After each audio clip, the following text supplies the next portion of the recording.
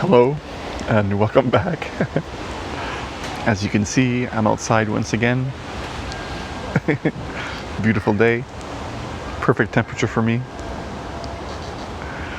I wanted to make a video on applying wisdom and what I found to be three important steps in applying how to apply wisdom in any situation in your life.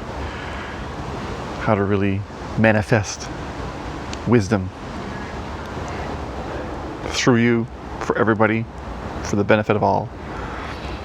So let's get into it here. Step number one. When applying wisdom, you want to make sure that you have the vision and the value of wisdom, the value of it in your heart always. Jesus called this guarding your flame. You want to have it always in your mind, always ready, just like a flame. If the wind blows too strong and you're not careful, when you're walking with a candle, for example, it could blow out the candle. So this can be maybe the most difficult step for a lot of people. So that's number one. Number two is applying that wisdom in the moment. Applying that wisdom the instant the situation is there in front of you. And step number three is contemplating on the situation afterwards. You don't need to spend a lot of time doing so. Actually, I wouldn't recommend too much time doing so. But you simply want to contemplate on how aware you are, how aware you were, how centered you were during the process. So that's it, video complete. I'm just kidding. So for a lot of people, this type of topic might be dry.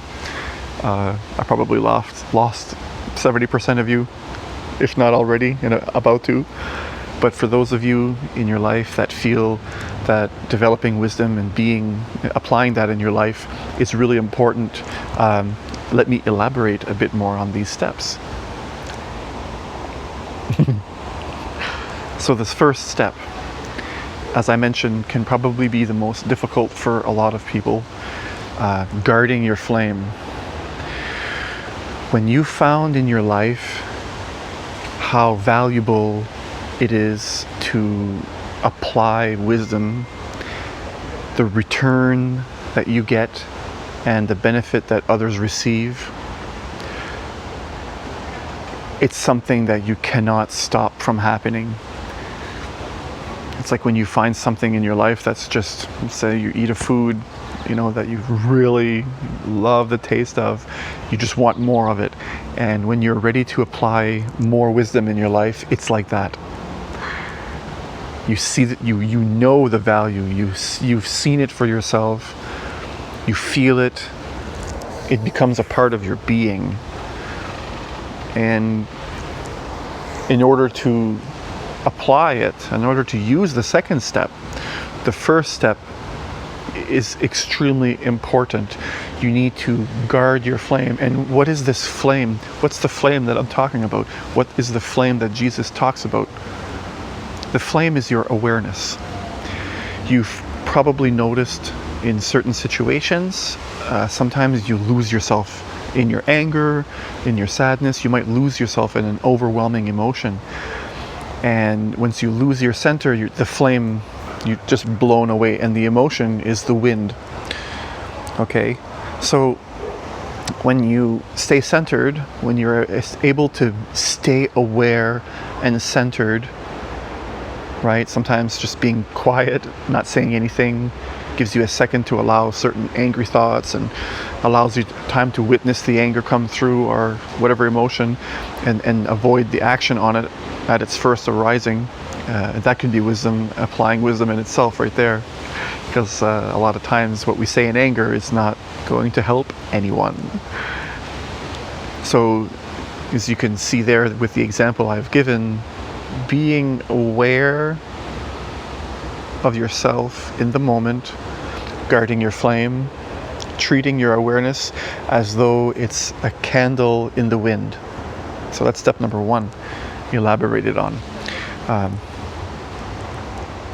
Step number 2, in order for wisdom to manifest more and more, in order for it not to just be an idea, a philosophical idea that you carry and argue when you see other people not doing it, in order for it to be real for you in your life, you need to use it. And a lot of people skip the second step altogether and the first step and focus only on the third step. And there's not very much value in only thinking about it afterwards. In thinking about it afterwards, you can maybe set a reminder, but I'll get to that in a second. So the second step, by guarding your flame, you can stay centered so that when the action of another person or something that you really don't like happens, you can apply the wisdom right then and right there. And as I used in the last example, oftentimes not saying anything at first is the greatest application of wisdom a person can use. And it needs to be done in the moment. Sometimes just letting your thoughts slip by, letting your words slip by, allowing yourself to cool down before you speak is the actual application of wisdom. If you have less trouble with holding your tongue, listening to what the person has to say is applying wisdom. Allowing the person to diffuse their emotions is applying wisdom.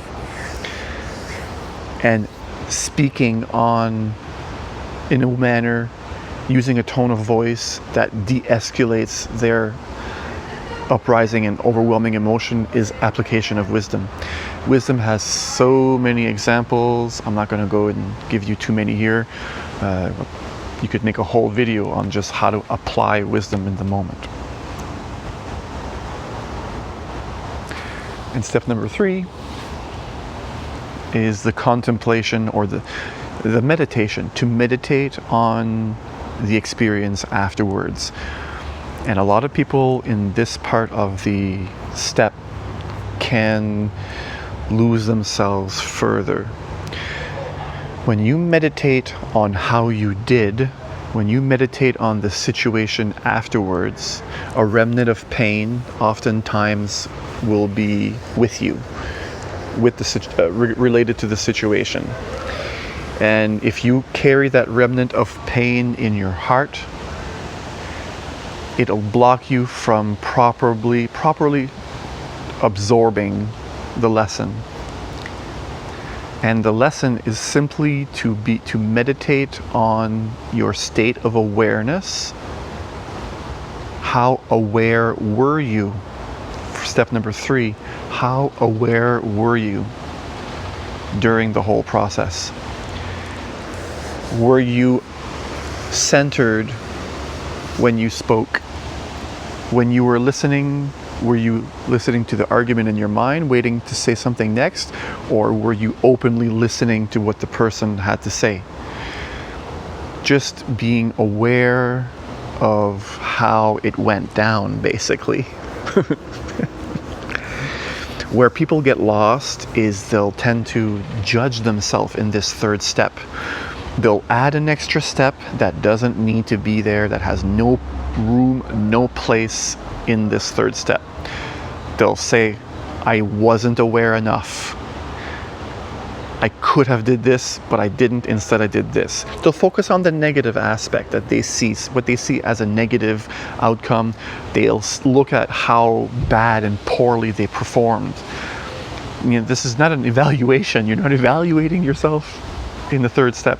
Okay, this is extremely, extremely important to understand.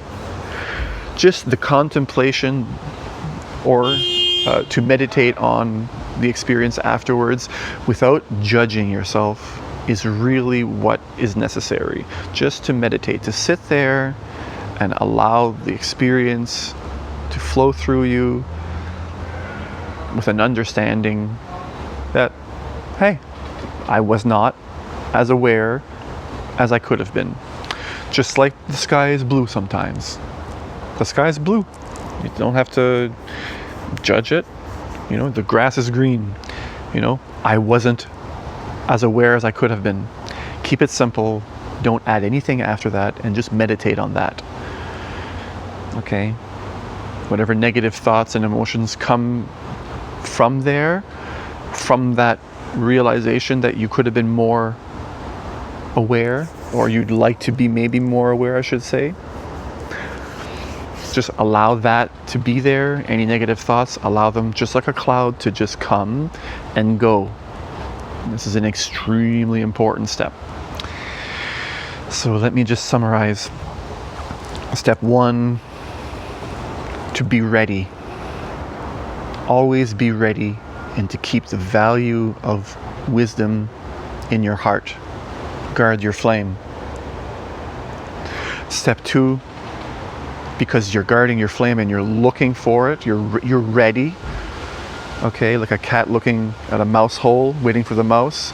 You're ready for the situation to come. So you apply it in the moment. Step 2, you apply it in the moment. Step 3, meditate on how it went down without judgment, without coming up with a plan on how to do it better next time.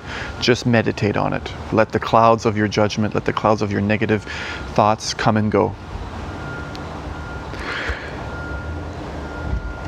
So thank you so much for taking the time to watch this video.